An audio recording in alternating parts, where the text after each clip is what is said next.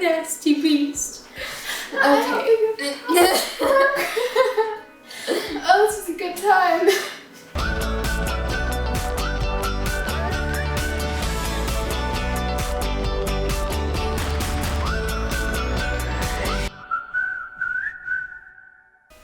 So the next thing that we want to talk about, it's kind of a timeline thing. Yes. So as you're planning for your Disney trip, there's different steps you take as the trip gets closer. Yes. So we want to first talk about our dining reservations. Yum. Yes. So Disney dining is what you make it. You can make it an absolutely fantastic experience, or you can just go for the regular old quick service. Yeah. Snacks, full on, Sit down. gourmet meals, whatever you want, it is what you want it to be. Yes.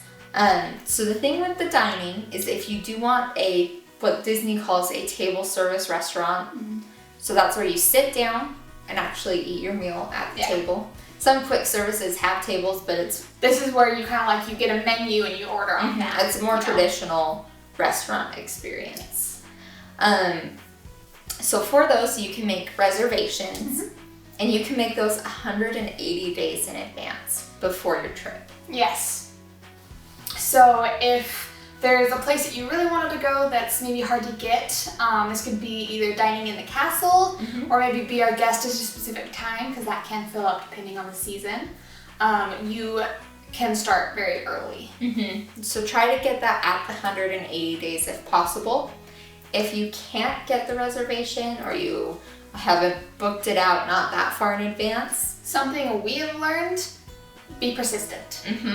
So in the My Disney Experience app that Disney has created for your phone, it's amazing because it has your wait times, locations of restrooms, It's a locations map. of dinings. It has everything. All of your plan information, fast passes, it's all within that app. So in that app, you can actually make your dining reservations. And so you can go in, choose the restaurant you want, and select how many people are in your party, what day you want to go, and then like if there's a specific time or a specific meal, you'll select that, and it'll show you if there are any available. And what we recommend is if you don't get your reservation that you're hoping for right off the bat, be persistent and keep checking that app. Check at different times, just when you have a second. Yeah. If you really want to go there and the time's not available, we recommend that you still book a time that's still kind of convenient and then keep checking. When I went on a trip with my parents, we did an extra paid experience called Dining with an Imagineer.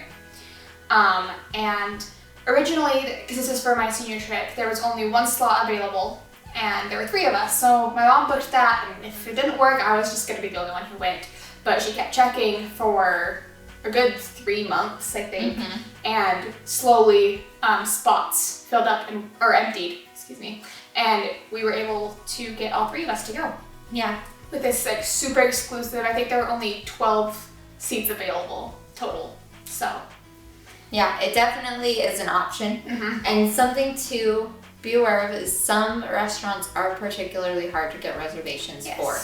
So don't let it ruin your trip if you don't get the reservation you're hoping for. If you're not able to get it, I would recommend finding another experience that would be just as pleasant. If you couldn't get Be Our Guest, see if you could get in the castle. If those don't work out, there's Akershus in Epcot. That's another similar experience. Yeah, with Disney princesses. If you want characters. So don't let it ruin your trip, but just try and use it as a tool to enable you to have awesome experiences. Yeah. And something else with dining reservations, you can also go in Epcot and all those places. Oh yes. Especially if you are a big foodie and don't want to spend too much time with kind of more regular food that's in some of the other parks. Epcot is a really good one to get dining reservations for plenty of different cultures and cuisines. Pro tip here.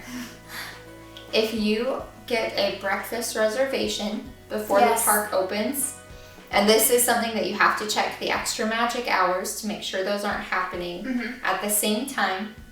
But if you get a reservation before park opens, you get to be in the park before it opens. So it's great for photo ops. Yes.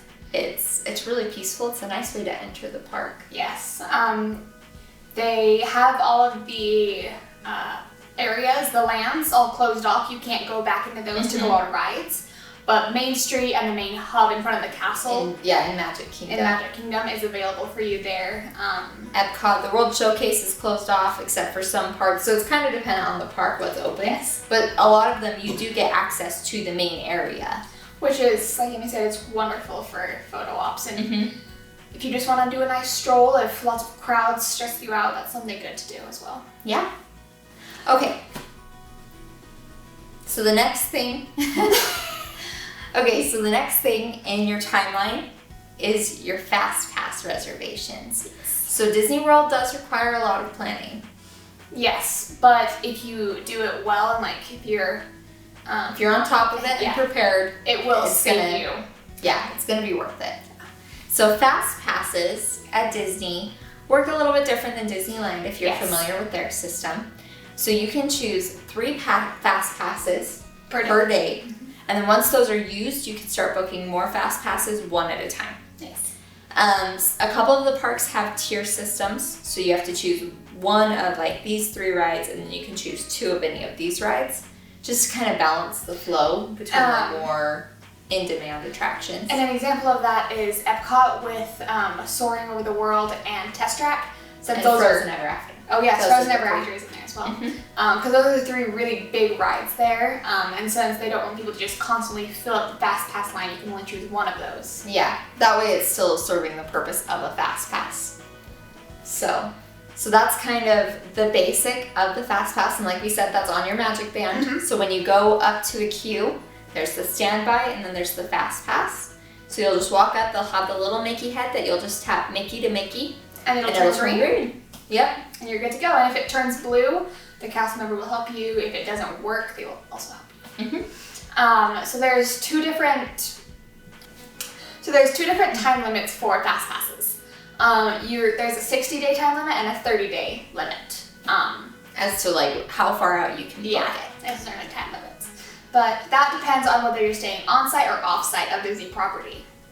Yeah, so if you're staying on property, you get a little bit of an advantage, and there's a better chance of getting those e-ticket attractions. Yes.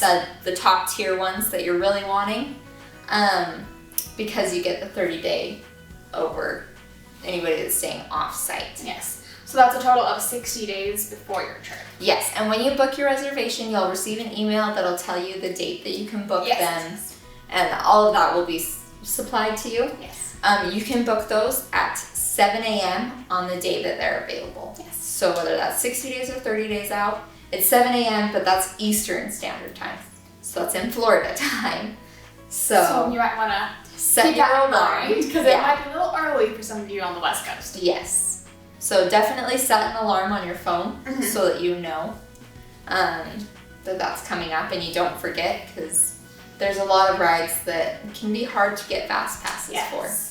And that also depends on what season you're going to the park. If you tend to go in an off season, you might not be as rushed to get those Fast Passes. So that's to keep in mind as well. Just be aware what I've noticed is there's 2 main strategies in Fast Passes.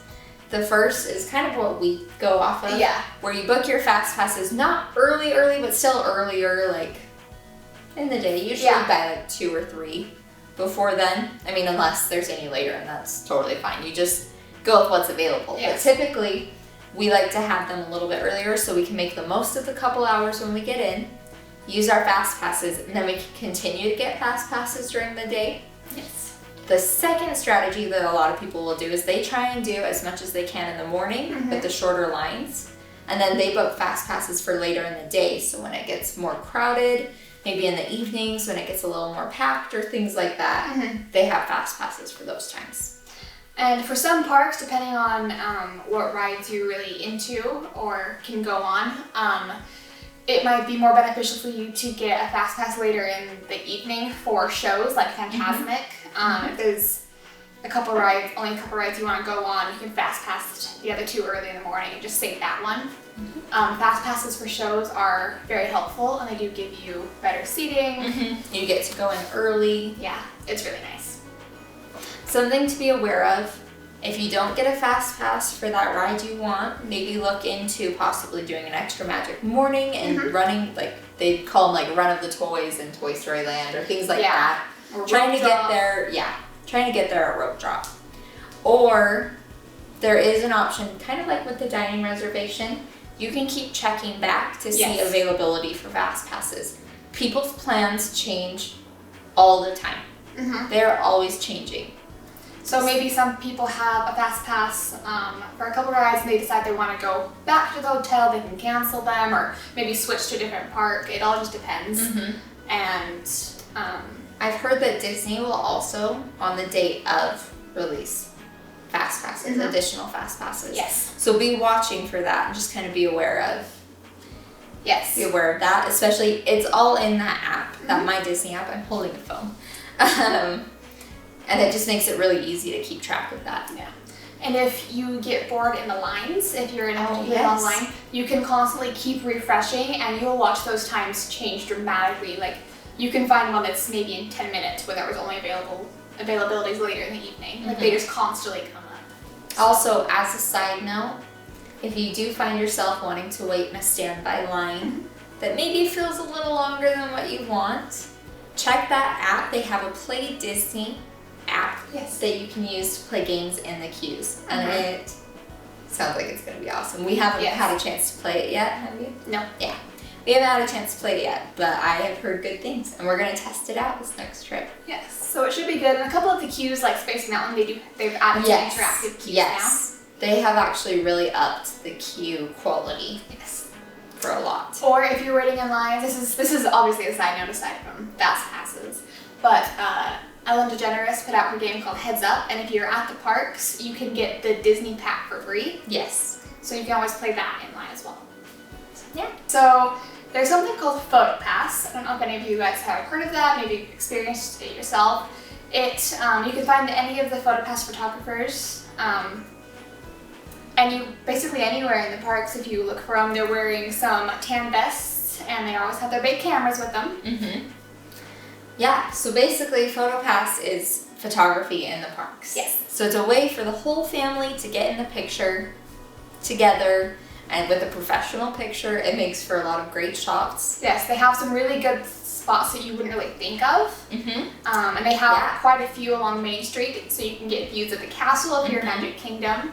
Or, I mean, they have them at all of the icons for the parks. Yes, they do actually, yeah. And then they also have these really cool special ones where they'll be like, hold up your hand, and you'll hold up your hand and it's balloons that they add in. Yes. But you don't know it until you look at it later. Or like sometimes they'll tell you to put your hands here and act surprised, and they're a lot of fun. Yes. These magic shots, they have Tink or Chip or they have a Timon and Pumbaa one. Simba. They've had a lot. Yeah. They're really fun. Or if you really like Haunted Mansion, they actually have some of the hitchhiking ghosts they'll put in and make you seem like you're scared. In Animal Kingdom, they have one where you can stand over by Expedition Everest and they'll make it look like it's snowing in front of you, and that's a constant thing that's going. So they're definitely really fun. They're definitely worth it. Yeah, they're really fun to interact with too. And again, that is just on your Magic Band. Something that's really cool is you can actually purchase something called Memory Maker. Yes. Which is like a package, and if you are going to purchase it, I would recommend buying it before you go. Yeah. Because it is discounted if you purchase it before you're in the parks. But that includes all the pictures. So with Memory Maker, you get unlimited pictures. So you can take pictures everywhere, all the parks, but it also includes your ride photos. Oh, and those are so much fun. Yes. And they've actually started upgrading, so you get some videos now as well. So you get videos of Tower of Terror and Seven Dwarfs Mine Train and things like that. So it gets a little bit of extra magic. Yes. So you get to see those reactions. Something else that PhotoPass does that you can get also with Memory Maker is when you go to meet characters. Oh yeah. There will always be a PhotoPass photographer there to take your picture. You're welcome to take your own pictures or videos as well off to the side. But with your Magic Band, you could just hold it out and they'll tap it with their little thing that they have on their hip, and it'll immediately transport all of your photos to your Memory Maker Disney account. Which is really cool because that, again, is in that My Disney Experience app. So if you wait for a couple hours after you've done it, you can update it, and Yeah. your pictures will be there, and you can look at Sometimes them. it's fast. Sometimes Yeah, it's that's true. just a couple minutes, That's or like it's happened where you don't know that there's a ride photo, and you like look through and you're like, wait, what? That Or happened you with don't us on really- Pirates. Oh gosh. That's a new addition that they've added recently, is a Yes. pirate's photo.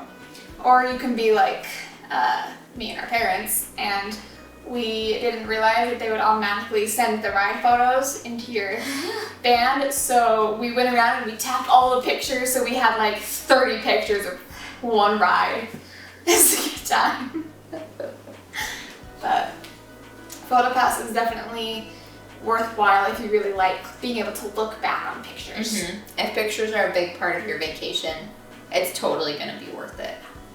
Okay, so the next thing that we want to talk about that's going to be important in planning your Disney vacation to Disney World are the dining plans. So there's different options that I would take a look at just to see what fits your family. Some are more focused on quick service, so that's going to be like walk-up experiences. And more of those kind of simplistic foods. Not always. Sometimes like the Wow. tater tot mac and cheese, that's a quick service. But yes, it's Simplistic, not. It's mac and cheese. Yeah, that's true. It's mac and cheese. True. But yeah, and then there's also table service, which we mentioned before, where that's actually sit down. Sometimes it's a multi-course meal. It tends to be a little bit more of an experience. So they have different plans kind of based off of that. So I would check and see if it's worth it to you. You don't have to have a dining plan. No. We actually typically don't have dining plans. It's just easier to kind of go with the flow and kind of see what you're in the mood for. At what Yeah, time. for us. But I know that a lot of people do enjoy the dining plans, and sometimes it just makes it easier, especially when you're with a large group, to just have that. Yeah. And so basically, when you do have a dining plan, when you get there, it'll show how many credits you have. So you'll have this many snack credits and this many table credits. And so basically, each snack is going to be worth, usually it's 1 credit. Yes. Sometimes the table service credits can be a couple more, Mhm. but yeah, so keep track of how many you have as you're going through. Make the most of it. I know that sometimes there are people that have experienced on the last day, they have a couple of extra credits because they were too stingy. Yeah. Too worried about not having Yeah, enough. too concerned about not having enough. So I would just kind of be aware of that, take a look, see which one would fit better for you. There is also, if you take a look, Disney announces free dining with their vacation packages. So there's certain times of the year that they'll announce it. Sometimes they'll announce 2 in a year. So I would just kind of maybe Google search, take a look at Disney, see if they've announced any free dining dates, because that can be a great way to save a lot of money on your Disney vacation. Yeah. Yes. Because it being Disney, some of the food might be a little bit more pricey depending on where you Yes. go. And a tip that you can use, if you need to save a little bit but don't really want to do a dining plan, is if you like some of the things off the kids menu, you can order off that, because the portions are still very large. They're really not, in most cases, they're not too different from the adult size, but they're also cheaper and come with like juice and a snack. So that's also something Yes. to keep in mind. You're never too old to be a kid. No, not at Disney. All right. Okay, so the very last thing that we wanted to talk about are special events. Now these are done at different times of the year, and they can be themed around certain holidays, but they are a little bit extra money, but depending on what kind of experiences you like, can be totally worth it. So there's things like Mickey's Not So Scary Halloween Party, Mickey's Halloween Party. There's Epcot's Food and Wine Festival. They have an arts festival in Epcot as well. They have a flower and garden And a festival. flower and garden festival. Yeah. You have Mickey's Christmas Party. I already said that. So Mickey's Halloween Party. And Mickey's Christmas Party. You said Mickey's Not So Scary Halloween Party, Mickey's Halloween Party. Did I really? Yeah! Why didn't you correct me? Because I didn't know what you were talking about. So some of the social events that we enjoy are Mickey's Not So Scary Halloween Party, Mickey's Christmas Party, and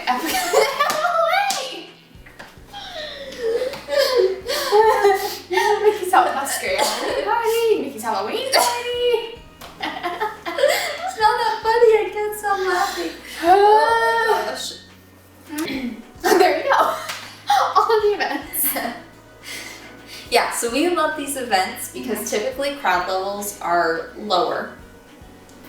Depends. Yeah. But yes. typically lower than on average, you know. They usually have special food. They have sometimes they'll have special fireworks, parades. At Epcot, typically food and wine, and actually all of Epcot's festivals have specialty foods at the different countries. Yes. And they'll usually have lots of live music there during those festivals. They also have some parties going on at Magic Kingdom for the Halloween and Christmas parties as well, where some characters you don't normally see will come out, like a lot of villains or things like that. Yeah, and at the Halloween party they do trick-or-treating. They have a really cool parade. As well as with the Christmas party, your kids can go meet Santa, which is really fun. Santa's also in the parade. Parks. Try that again. Santa's visiting the parks, so it's a lot of fun.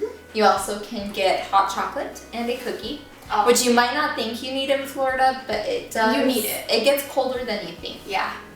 It gets a good 50 degrees. Not always, but sometimes it gets very unseasonably cold. So. And, you know, who doesn't like hot chocolate and That's cookies for Christmas time? That's true. But yeah, they also actually right now have been doing some extra events. yes. So they're after hours events.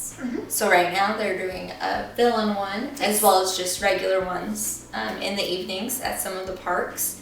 And so those are just opportunities for lower crowd levels and to experience the park more at night. Yeah. So for certain special events, you do actually have to pay for a separate ticket to go into these. I don't know if it's the same for Epcot, is it? Epcot's festivals, you don't have to purchase anything separately. They're just kind of there. They're included in Epcot in the experience. But like the Halloween party, the Christmas party, the after hours events, those are all separate ticketed events. And that's what Disney will call them, or separate ticketed events or special ticketed events. And so those you can purchase tickets. But if you wanted to, just a little tip here, for things like the Halloween party, they don't announce it anywhere, but you can actually get into the park at 4, even though the party doesn't start till 7. Yes. So one of the things that people will often do is they won't buy a park ticket for that day. Instead, they'll spend the morning either at Disney Springs or at the resort, and then they'll just enter the park early and spend the evening in Magic Kingdom. Which can also be really nice if that happened to be an extra morning magic hour, because it usually can be crowded, or if you just want to have a day to kind of relax for a little bit in like the middle of your vacation, that usually is a good time to do that. Yeah. All right, so that is kind of a brief overview of Disney World, what to expect in your planning, things to just be aware of when you're making those plans. We plan to do another video just like this for Disneyland as well, if you don't often go to Disney World. But we hope you enjoyed this video and that you will continue to watch the rest of our videos. Yes, we will be making some more that are a little bit more in-depth on some of those topics, on things like hotels or special events or, you know, things like that. They'll be coming up. So make sure to hit the subscribe button and hit the little bell notification. Feel free to leave any comments if you'd like to know more, if you just want to chat, give your insights. Let us know. Yeah, I was going to say, let us know what your favorite Disney tip is, whether we gave it to you or what yours is, because obviously a lot of people are going to be planning if they're watching these videos. So yeah, take a look. And everyone does Disney different. Yeah, thanks for watching. Bye. You don't like that? I just felt, I don't know. bye. Bye. Ooh. Bye, Felicia. Bye, Felicia.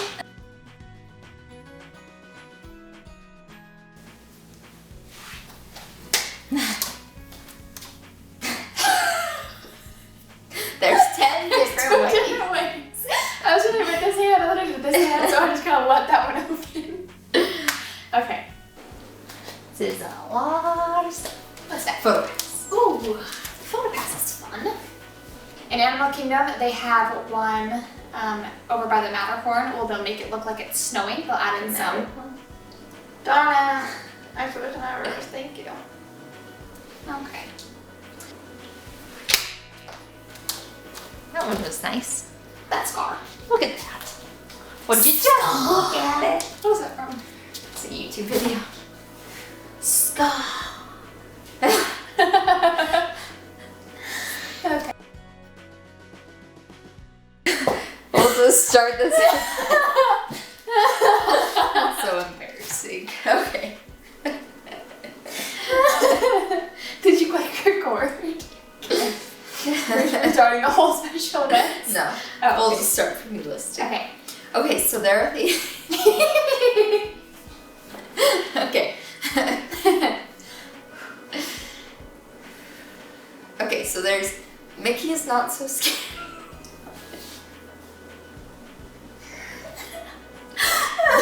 Okay. Just It's not scrap it funny. all. It's not funny. Let's just wrap it all.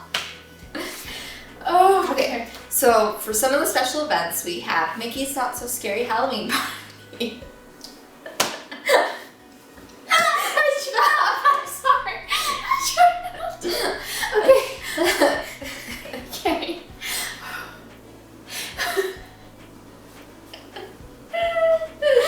It's gonna die. I have to focus. Okay. What was that? So, Okay. some of the special. Yes. Don't look at you. Okay. It hurts.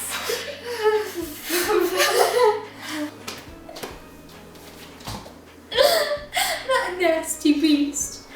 Okay. Oh, this is a good time.